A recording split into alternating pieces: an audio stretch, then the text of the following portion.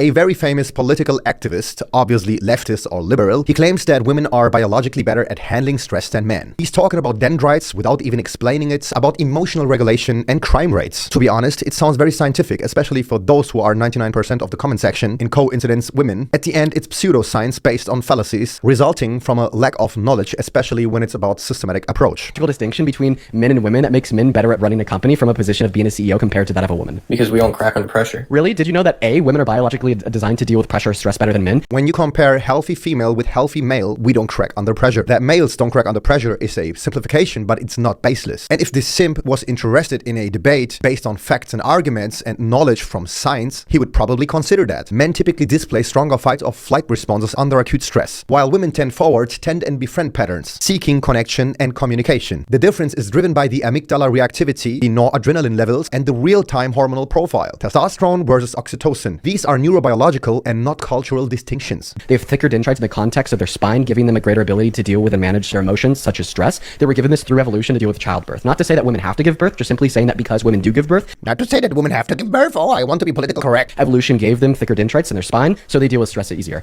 So his first claim is that women supposedly have thicker dendrites that make them more stress resistant, right? Since he's throwing around with scientific words without even explaining it, dendrites are small branches of neurons that transmit signals. Actually, that comes from short-term estrogen effects in rat hippocampi. The hippocampus is the area in your brain which is responsible for regulating stress and memory. Temporary, localized, but not global. And under chronic stress, meaning long-term repeated strain, women lose dendritic density faster than men. So men show more stable neuron structure but sharper cortisol peaks. These are different adaptations, but not superior. We don't just see this on the biological level, as I've already suggested, but we also just see this in greater society. We see that 75% of self-unalivings are committed by men compared to women because women have a higher EQ on average. This is a very stereotype argumentation of a liberal person misusing social data for his own narratives. He points to male suicide, drug use, and crime to prove men can't regulate their emotions. In science, this is called a sampling error. And sampling error means comparing unrepresentative groups. At first, he was talking about stress regulation in acute stress situation, and now he's comparing average woman with most dysfunctional